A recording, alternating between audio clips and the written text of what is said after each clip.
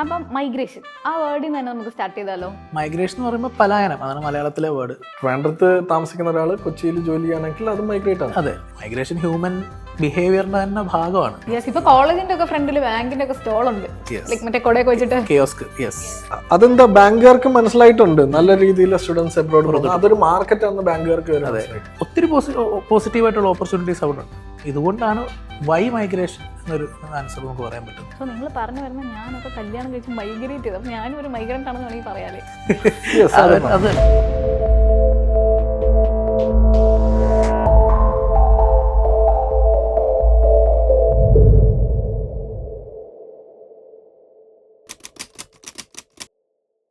അത് ഈ main cinema നടന്മാർക്കില്ലേ, അവരൊക്കെ പുറത്തു പോയി പഠിച്ചവരില്ലേ, കുറെ ആൾക്കാരൊക്കെ ഇപ്പൊ യങ്സ്റ്റേഴ്സ്. പൃഥ്വിരാജ് കാര്യം പറഞ്ഞത് ഞങ്ങൾ രണ്ടുപേരും പോളിമർ എഞ്ചിനീയറിംഗ് പഠിച്ചില്ല. പൃഥ്വിരാജ് US പോയിട്ടാണെന്നാണ് എന്റെ ഒരു ഓസ്ട്രേലിയ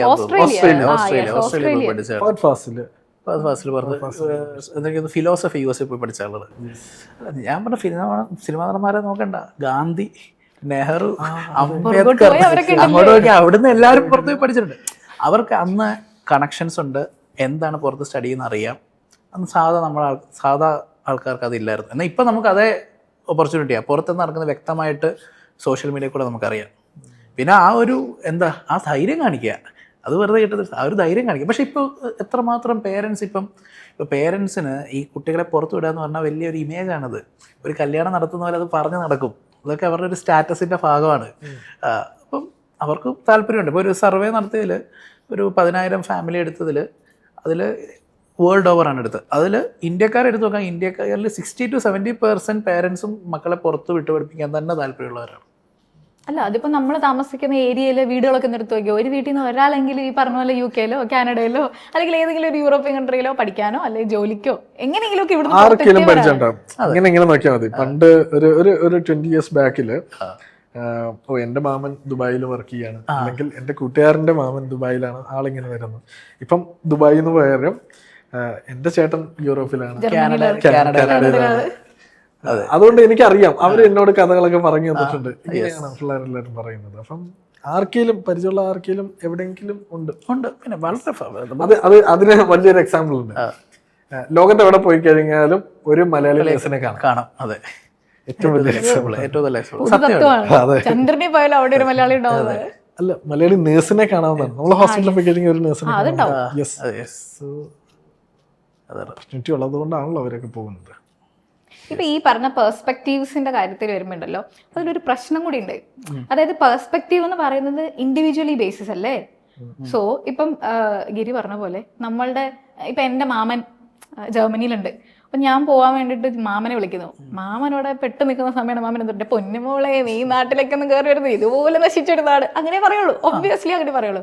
സോ അപ്പൊ കേൾക്കുന്ന ആളുടെ പെർസ്പെക്റ്റീവും കംപ്ലീറ്റ്ലി ചേഞ്ച് ആവുകയാണ്. ആ നാട് ശരിയല്ല, അങ്ങോട്ട് പോയിട്ട് കാര്യമില്ല, ആ ഒരു രീതി അങ്ങനെയും വരുന്നുണ്ട്. പിന്നെ ഈ യൂട്യൂബിൽ വരുന്ന റിവ്യൂസ്, അത് നല്ലതും ചീത്ത എല്ലാ അനുഭവങ്ങളും എല്ലാ നാട്ടിലും എല്ലാവർക്കും ജീവിതത്തിന്റെ എല്ലാ ഭാഗത്തിലും ഉണ്ട്. ഇപ്പം നമുക്ക് എല്ലാ ദിവസവും നല്ലതാണോ?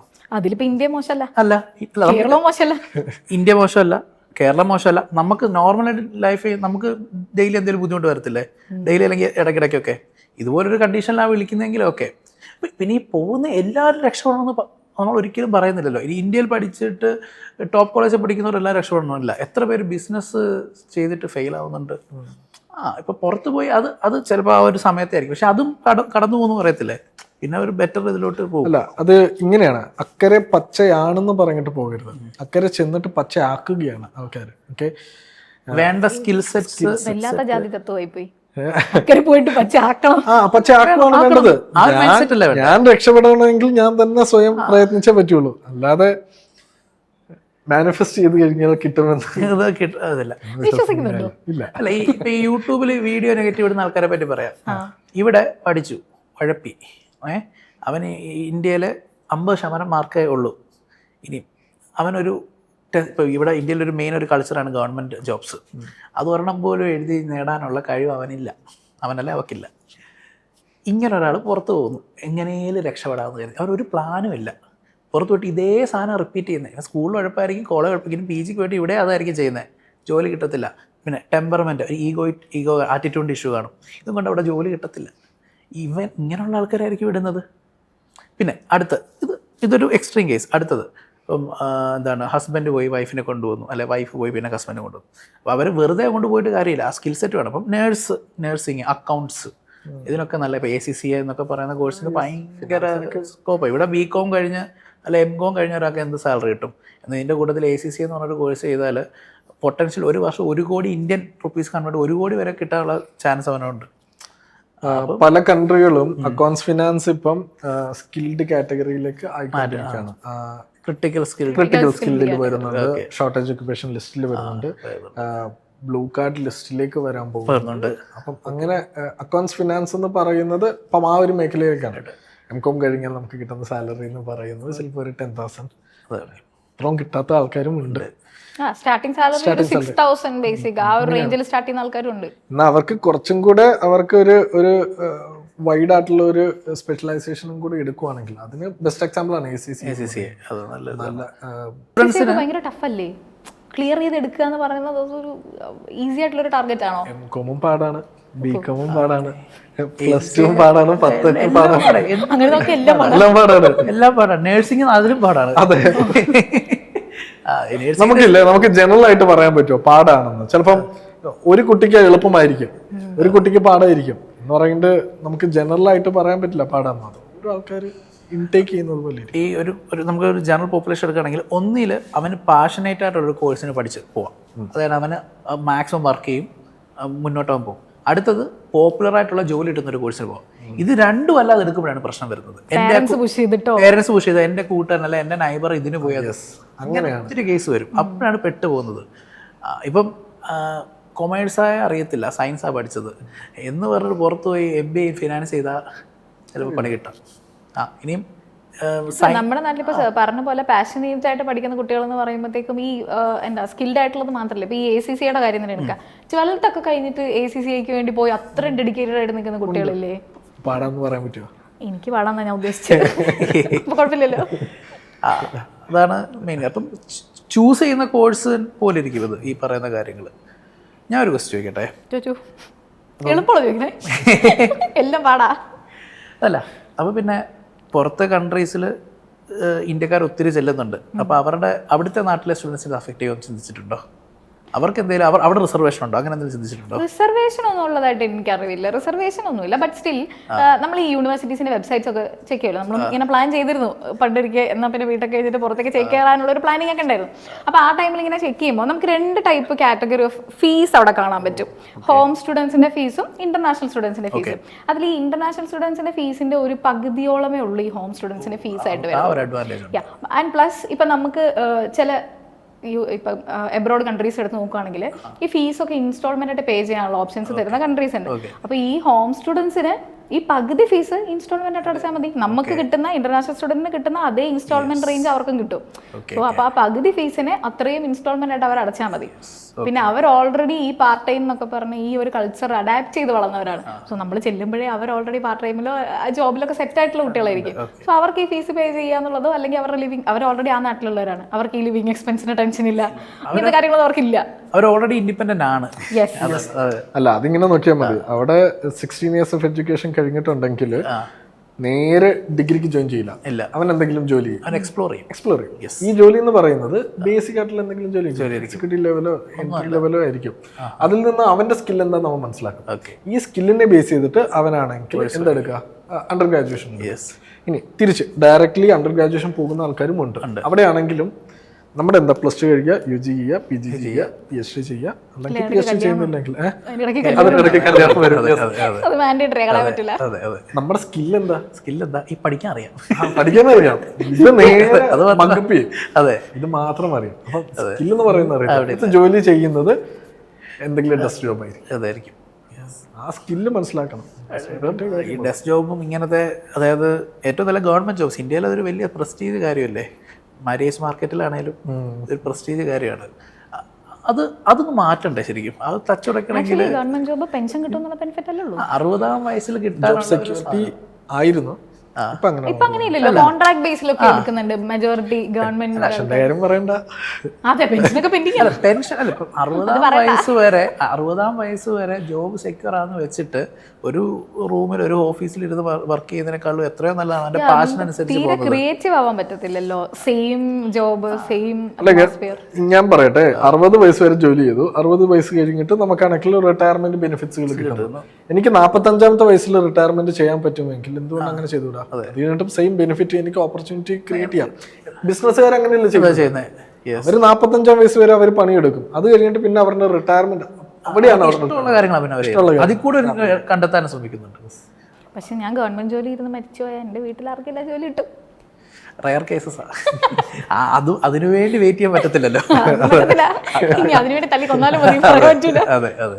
അപ്പം അത് ഇന്ത്യൻ കൾച്ചറിന്റെ ഒരു ഭാഗമാണ്. കേരളത്തിൽ കുറേയൊക്കെ ഉണ്ട്, എന്നാലും നോർത്തിലോട്ടൊക്കെ പോകണമെങ്കിൽ, നോർത്ത് ഇന്ത്യയിലൊക്കെ പോകണമെങ്കിൽ ഇത് തന്നെ, ഇതിനു വേണ്ടി തന്നെ 5-10 വർഷം ഗവൺമെന്റ് ജോബ്സിന് വേണ്ടി സ്പെൻഡ് ചെയ്യുന്ന ആൾക്കാരുണ്ട്. അല്ലാതെ ഇന്ത്യ കേരളത്തിലും കുറവാണ്. എന്തുമാത്രം നമുക്കിവിടെ training, test training coaching centres തന്നെ കുറേ ഉണ്ട്. ഇപ്പം യൂറോപ്പ് അല്ലെങ്കിൽ എബ്രോഡ് സ്റ്റഡീസ് അല്ലെങ്കിൽ എബ്രോഡ് മൈഗ്രേഷൻ എല്ലാം സെറ്റാണ്. പക്ഷെ സ്റ്റിൽ നമ്മൾ കുറേ പ്രോബ്ലംസ് ഇല്ലേ. ഇപ്പം എടുക്കുകയാണെന്നുണ്ടെങ്കിൽ ഇന്ത്യയും കാനഡയും തമ്മിലുള്ള നയതന്ത്ര ബന്ധം അത്ര സുഖത്തിലല്ല, അല്ലല്ലോ. പിന്നെ ഇപ്പം UK എടുക്കുകയാണെങ്കിൽ UK പിള്ളേർക്ക് പാർട്ട് ടൈം കിട്ടുന്നില്ല, അല്ലെങ്കിൽ പോയിട്ട് തിരിച്ചു വരികയാണ്, സെറ്റിൽ ആവുന്നില്ല, കടവുമായിട്ട് തിരിച്ചു വരികയാണ്, അങ്ങനെയൊക്കെ ഒരുപാട് കാര്യങ്ങളില്ലേ. ഇതൊക്കെ ആരാ പറഞ്ഞേ? യൂട്യൂബിൽ കണ്ടതാ. യൂട്യൂബിൽ കുറേ വീഡിയോസ് ഉണ്ട്, ലൈക്ക് പേഴ്സണൽ റിവ്യൂസ്. സോ നമ്മളത് വാല്യൂവിൽ എടുക്കുമല്ലോ, ബിക്കോസ് ഓരോരുത്തർ അവരുടെ പേഴ്സണൽ കാര്യങ്ങളല്ലേ ഷെയർ ചെയ്യണേ. അപ്പോൾ അവർ പോകാൻ വേണ്ടിയിട്ട് ഇപ്പോൾ റീസെൻ്റ്ലി ഒരു പെൺകുട്ടി ഭയങ്കര വൈറലൊക്കെ ആയിരുന്നു. 30 ലക്ഷം രൂപ ലോൺ എടുത്ത ആൾ പോയിട്ട് UK പോയിട്ട് 15 പ്രാവശ്യം വീട് മാറേണ്ടി വന്നു. പിന്നെ ഇപ്പോഴും ലോൺ പെൻഡിങ് ആണ്, ആൾക്ക് ക്ലിയർ ചെയ്യാൻ പറ്റിയിട്ടില്ല, ജോലി കിട്ടിയില്ല, തിരിച്ചു വന്നു, അങ്ങനെ കുറേ പ്രശ്നങ്ങളുണ്ട്. സോ അപ്പം UK സേഫ് ആണോ? പോയ ബെനിഫിറ്റ് ഉണ്ട്. ഇപ്പം എഡ്യൂക്കേഷൻ ഓക്കെ, അതല്ലാതെ ഇപ്പം നമ്മൾ എഡ്യൂക്കേഷൻ മാത്രമല്ലല്ലോ, ഇപ്പം നമ്മളിപ്പോൾ ഓൾറെഡി ഡിസ്കസ് ചെയ്ത പോലെ പിള്ളേരുടെ റെസ്പോൺസിബിലിറ്റി, പാർട്ട് ടൈം അല്ലെങ്കിൽ അവരുടെ ഏർണിങ്, ഇതെല്ലാം ഈക്വലി ഇമ്പോർട്ടൻ്റ് അല്ലേ. അപ്പോൾ UK എന്ന് പറയുന്ന കൺട്രി ഇനിയും ചൂസ് ചെയ്തിട്ട് വല്ല പ്രയോജനമുണ്ടോ ശരിക്കും? ഈ പുറത്തുണ്ടാകുന്ന പ്രശ്നങ്ങൾ ആരുണ്ടാക്കുന്നു ഒന്നാമത്തെ ക്വസ്റ്റ്യൻ. അത് ഞാൻ നമ്മൾ സിമ്പിളായിട്ട് നമ്മളുടെ ഒരു വീട്, നമുക്കൊരു കൾച്ചറൊക്കെ ഉണ്ട്.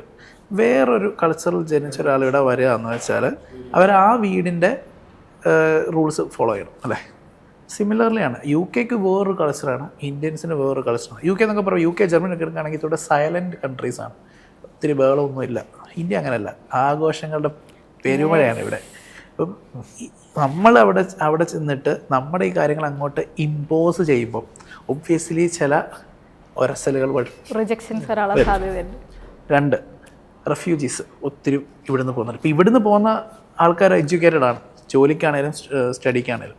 എന്നാൽ റെഫ്യൂജീസ് എന്ന് പറഞ്ഞൊരു ടീമിന് ഇപ്പോൾ റഷ്യ യുക്രൈൻ വാർ വന്നപ്പോൾ യുക്രൈനിൽ നിന്നൊക്കെ ഒത്തിരി റെഫ്യൂജീസ് അങ്ങോട്ട് പോയിട്ടുണ്ട്. അവർ എഡ്യൂക്കേറ്റഡ് ആകണമെന്നില്ല, അതിനകത്ത് നല്ല ആൾക്കാർ കാണും, ചീത്ത ആൾക്കാർ കാണും, ക്രിമിനൽസ് കാണും, അങ്ങനെ കാണും. ഇവരിവിടെ പ്രശ്നം ഉണ്ടാക്കുന്നുണ്ട്. അപ്പം ഇതിന് നമുക്ക് ജനറലൈസ് ചെയ്യാൻ പറ്റത്തില്ല. ഇങ്ങനെ കുറേ അവിടെ ഇവിടെ ഇപ്പോൾ കേരളത്തിൽ എന്തുമാത്രം പ്രശ്നം ഉണ്ടാകുന്നു, കേരളത്തിൽ കത്തിക്കുത്ത് ഉണ്ടാകുന്നുണ്ട്, ഡ്രഗ്സ് ഇഷ്യൂ കാരണം എന്തുമാത്രം ഇഷ്യൂസ് ഇവിടെ ഉണ്ടാകും കഴിഞ്ഞ 3 മാസം. അതെ, ഇത് മാത്രമേ ഉള്ളൂ. 2025 തുടക്കമാണ്. വീക്ക്ലി വൺസ് ആണ് ഓരോ. ഇപ്പൊ വീട്ടിലുള്ളവരെ ചറവറാകുന്ന അവസ്ഥയാണ്. ഇതിപ്പോൾ എല്ലായിടത്തും ഉള്ളതാണ്. അപ്പം ന്യൂസ് അവർക്കൊരു എന്താണ് TRP റേറ്റിംഗ് കിട്ടാൻ വേണ്ടി അത് പൊലിപ്പിച്ച് കാണിക്കുന്നതേ ഉള്ളൂ. ഇത് എല്ലായിടത്തും ഉള്ള സാധനമാണ്. ചൈനയിൽ എന്തെങ്കിലും നമ്മൾ അറിയുന്നുണ്ടോ? നടക്കുന്നത് അറിയുന്നില്ല. കൺട്രോൾഡ് ആണ്, ഗവൺമെന്റ് കൺട്രോൾഡ് ആണ് മീഡിയ. ഞാൻ എപ്പോഴും ഓർക്കും, ഇടയ്ക്കിടയ്ക്ക് ചൈനയിൽ വീണ്ടും കൊറോണ വന്നു എന്നൊക്കെ നമ്മൾ ന്യൂസ് കാണും, പക്ഷെ അവിടുന്ന് ഒന്നും കിട്ടില്ല.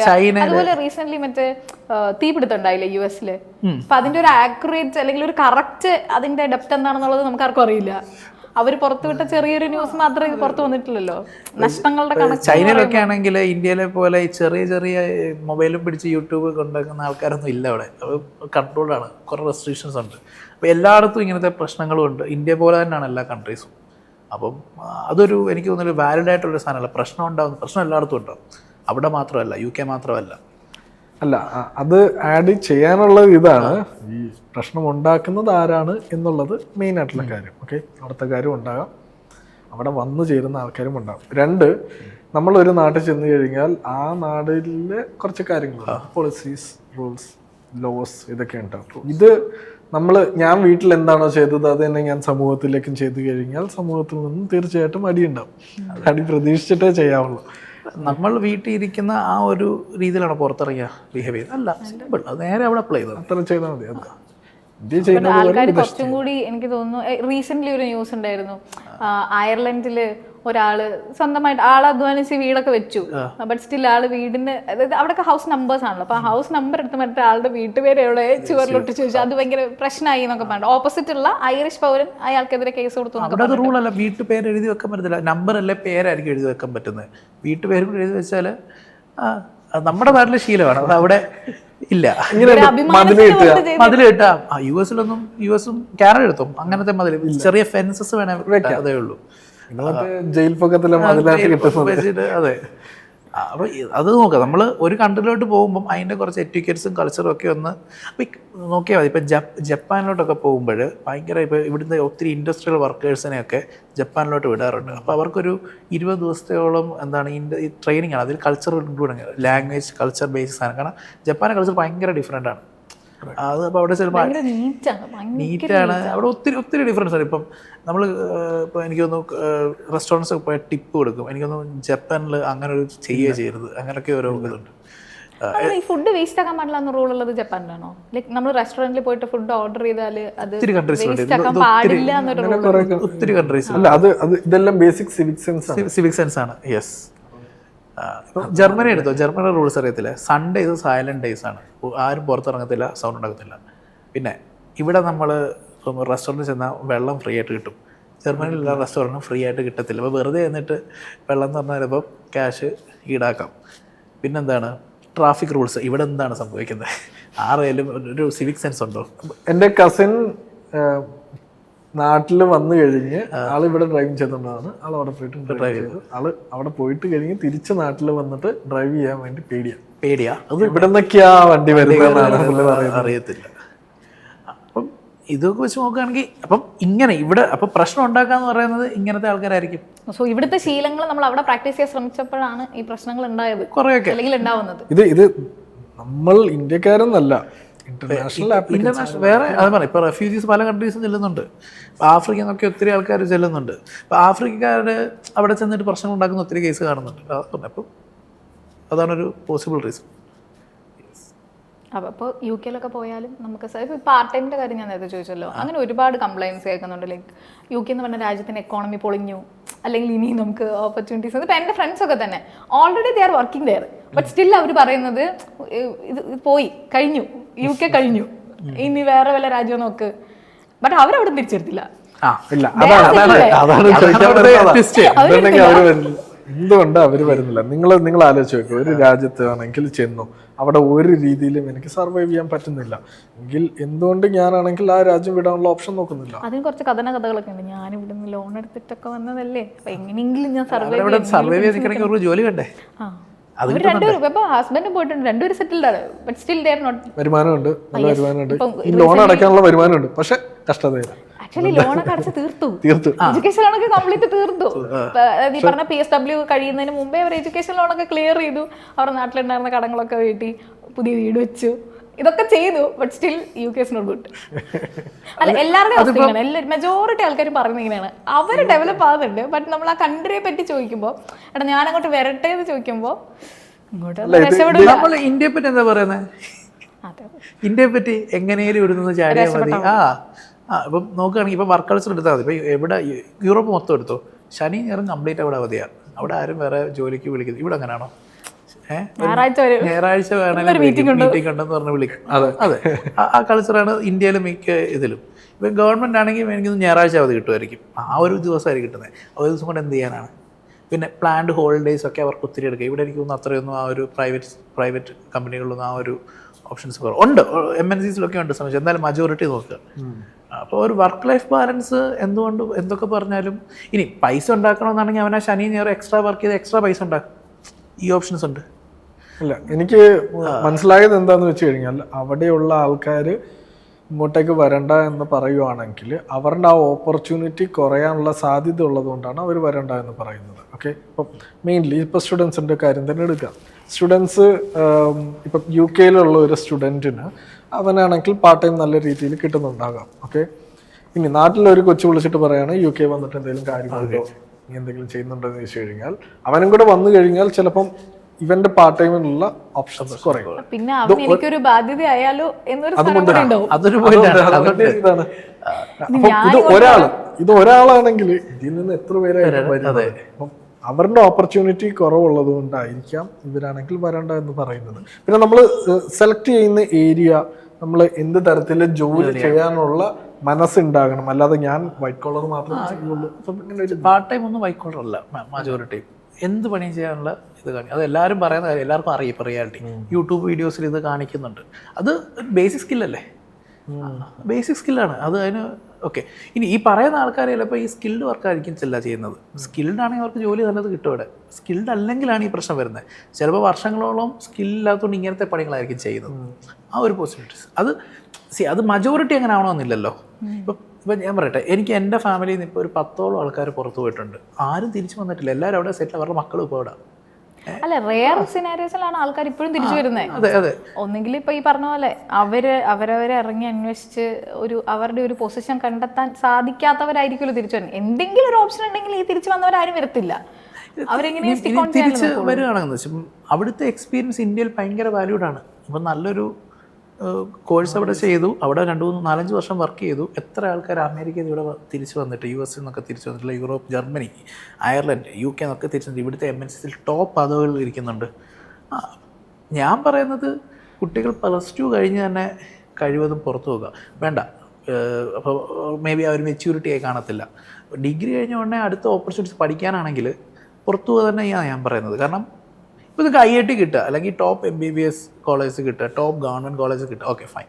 അല്ലാതൊരു ഓപ്ഷൻ ഇവിടെ പ്രൈവറ്റ് കോളേജസിന് എന്തുമാത്രം എഞ്ചിനീയറിംഗ് കോളേജ് ഇവിടെ, എന്തുമാത്രം അല്ലാതെ പ്രൈവറ്റ് കോളേജ്, ആർട്സ് കോളേജാണ്. വെറുതെ അതൊരു പ്രോപ്പർലി അക്രഡിറ്റഡ് അല്ലാത്ത കോളേജസ് ഇഷ്ടം പോലെ റൺ ചെയ്യുന്ന ഒരു രാജ്യമാണ് ഇന്ത്യ. കർണാടക സ്റ്റേറ്റിലെ നഴ്സിംഗ് കോളേജസിന്റെ കാര്യം എടുത്താൽ മതി. പേരാണ് ഗ്രാജുവേറ്റ് ചെയ്യുന്നത്. അതായത് ഇതിലെ ഏറ്റവും വലിയ ട്രാപ്പ് എന്ന് പറഞ്ഞാൽ കുട്ടികൾ ഡിഗ്രി കംപ്ലീറ്റ് ചെയ്ത് രജിസ്റ്റർ ചെയ്യാൻ നോക്കുമ്പോഴാണ് അവരുടെ കോളേജ് രജിസ്റ്റേർഡ് അല്ല എന്നുള്ളത് അറിയുന്നത്. സോ അവരുടെ 4 വർഷം പോയി. ഈ 4 വർഷം നമ്മൾ സ്പെൻഡ് ചെയ്ത മണി വേസ്റ്റ് ആണ്. ആകെ അവർക്ക് ഈ ഒരു അറിവ് ഉള്ളത് ഉണ്ട് എന്നുള്ളത് മാത്രമേ ഉള്ളൂ. ബട്ട് അത് അവർക്ക് എവിടെയും പ്രയോഗിക്കാൻ പറ്റത്തില്ല, ഉള്ളിൽ വെക്കാനേ പറ്റുള്ളൂ. ഇവിടെ ആകുമ്പോൾ എന്താണ്, ഇത്ര ഫീയേ ഉള്ളൂ, അല്ലെങ്കിൽ കുറച്ച് കൊടുത്താൽ പുറത്ത് വരുമ്പോൾ ഒരുമിച്ച് ഇത്ര ആദ്യം ഒരു ഷോമണിയൊക്കെ കാണിക്കണമല്ലോ. അപ്പോൾ അവർ ഒബ്വിയസ്ലി ഇത്ര അന്വേഷിച്ചിട്ടേ അവർ പോകുള്ളൂ. പിന്നെ ഇതൊക്കെ ഒരു നമ്മളെപ്പോലുള്ള ഏജൻസീസിൽ കൂടെ തന്നെയാണ് പോകുന്നത്. അപ്പം അവിടെ ഒരു മിഡിൽ മാൻ ഉണ്ട്, നമുക്കറിയാതെ കറക്റ്റായിട്ട് നമ്മൾ ഗൈഡ് ചെയ്യുക അവരെ. അത് അവരുടെ ഒരു ഡിസിഷൻ മാത്രമല്ല അവിടെ വരുന്നത്. അവർക്ക് പറ്റിയ കോഴ്സ് അവരുടെ പ്രൊഫൈൽ അനുസരിച്ച് നമ്മളത് ചൂസ് ചെയ്ത് കൊടുക്കും. ഇനി അവർക്കൊരു ചോയ്സ് ഉണ്ടെങ്കിൽ നമ്മൾ അതിനെപ്പറ്റി കൂടുതൽ അന്വേഷിക്കാതെ പറ്റുകയാണോ, ഈ ഒരു ഹെൽപ്പ് നമ്മുടെ രീതിയിൽ കൊടുക്കുന്നുണ്ട്.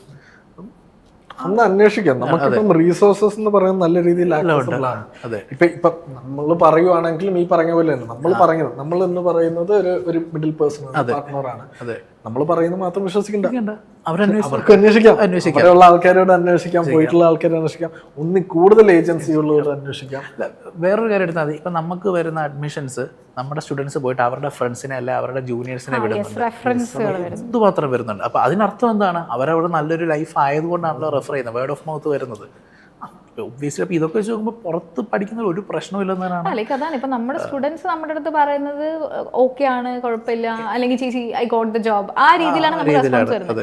ബട്ട് സ്റ്റിൽ നമ്മളിപ്പം ഈ യൂട്യൂബ് എന്ന് പറഞ്ഞ മാധ്യമം തുറന്നു കഴിഞ്ഞാൽ അതിനകത്ത് പോസിറ്റീവ് റിവ്യൂസിനേക്കാൾ കൂടുതൽ നെഗറ്റീവ് റിവ്യൂസ് ആണ്. അത് ഇനി പോസിറ്റീവ് റിവ്യൂസ് നമ്മൾ ശ്രദ്ധിക്കാത്തത് കൊണ്ടാണോ എന്ന് എനിക്ക് അറിഞ്ഞൂടാ. അല്ല, അതെന്താ പറയുക, യൂട്യൂബിന്റെ ആൽഗോരിതം അങ്ങനെയാണ്. നമ്മൾ ഒരു വീഡിയോ ക്ലിക്ക് ചെയ്ത് കഴിഞ്ഞാൽ റിലേറ്റഡ് ഇതാണ് വരുന്നത്. അപ്പൊ ഞാൻ ബാഡ് വീഡിയോ 1 കണ്ടു, 2 കണ്ടു, 3 കണ്ടു, പിന്നെ എനിക്ക് സജഷൻ ബോക്സ് ഫുള്ളും അതായിരിക്കും. അല്ല, പിന്നെ അതിന്റെ ഹുക്സ് ഉണ്ടെന്ന് പറയത്തില്ല. ഇപ്പം ആ പോയ യുവതിക്ക് UK-ൽ എന്ത് സംഭവിച്ചു, ഇങ്ങനത്തെ ന്യൂസ് കാണിക്കുന്ന അവിടെ നല്ല ലൈഫായിരിക്കും അവിടെ, എന്ത് സംഭവിച്ചു ഇങ്ങനത്തെ. അപ്പം ഇതൊരു ഹുക്കാണ്. അപ്പൊ അതിനു വേണ്ടി ഇടും. അപ്പൊ നമ്മൾ ശരിക്കും അത് കാണത്തില്ലായിരിക്കും. ഇപ്പം പത്രത്തിന്റെ തലക്കെട്ട് മാത്രം വെച്ചിട്ട് നമ്മൾ എന്ത് ചെയ്യും, ഇത് അങ്ങനെയാണെന്ന് അസ്യൂം ചെയ്യും.